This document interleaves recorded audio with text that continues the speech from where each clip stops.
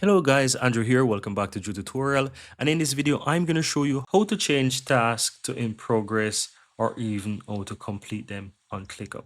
So as you can see here, I have a bunch of tasks right here. I have one that is currently in progress, and also I have other tasks right here that just basically say to do. Now there's two ways how to actually do this.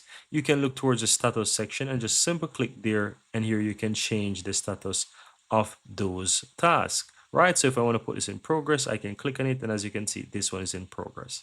Alternatively, I can go ahead and change the task status by clicking on the task itself, and once the task is open, you will find the status section right here. Click there, and it's going to eventually shift the status. If you click on it again, you can also move it or change it to complete, or if you click the arrow towards it, you can change it as well.